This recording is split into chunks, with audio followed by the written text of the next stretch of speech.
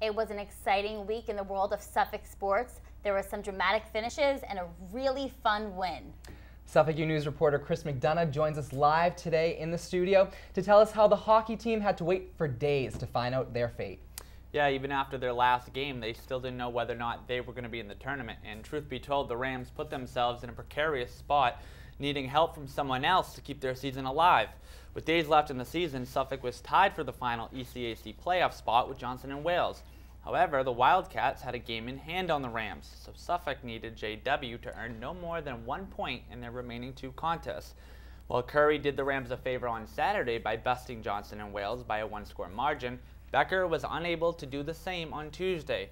The JW Wildcats exploded for 3 unanswered goals to defeat Becker 5-3, a result that spells the end of the road for the Suffolk hockey team. They finish a tough season at 6-13-6. While the Rams hockey team is not playoff bound, that only adds to the significance that was senior night last Saturday. The Rams took to the ice hoping to have skated away with a victory over the Becker College Hawks. The team acknowledged its 3 graduating seniors and their families before dropping the puck.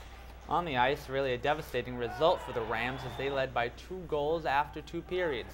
If they had held on to that lead, they would have clinched a playoff spot, but they were unable to do so, relinquishing 2 third-period tallies. But both teams had scoring chances in overtime. The contest ended in a 2-2 tie.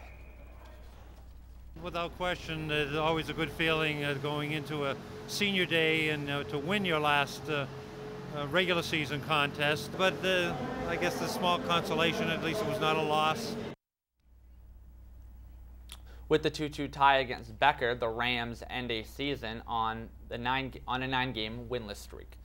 Suffolk men's basketball team also celebrated senior night during its regular season finale over the weekend.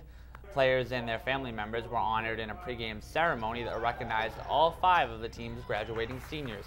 On the court, the Rams shot past Riviera College 70-59 behind senior Colin Halpin's 19 points, an ideal ending to an emotional afternoon.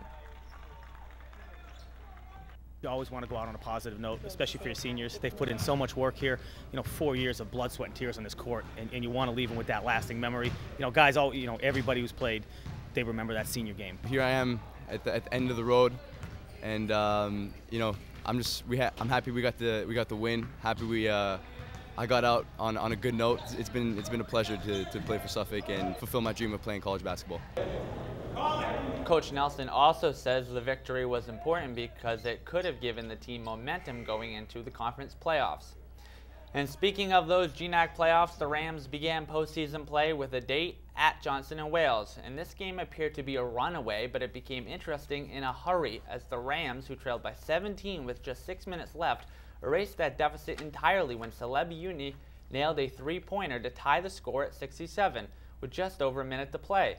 It was all for naught, however, as JW's Curtis Lucas answered with a 3-pointer on the following possession, and the teams would trade free throws in the final minute as the Rams came up just short 72-71, which was the final score. The men finished the year at 10-15.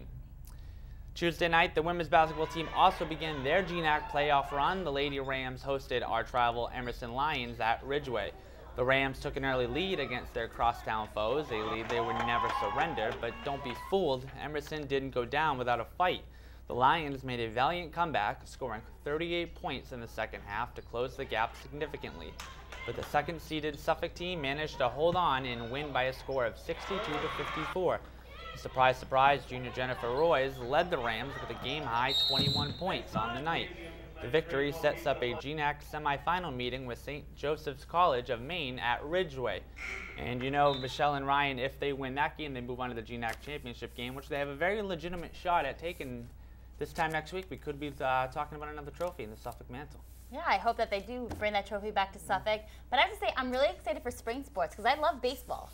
Yeah, it is definitely sad to see that some of the seasons have ended, but spring sports are coming up, and our Lady Rams are doing so well right now. Thanks, Chris.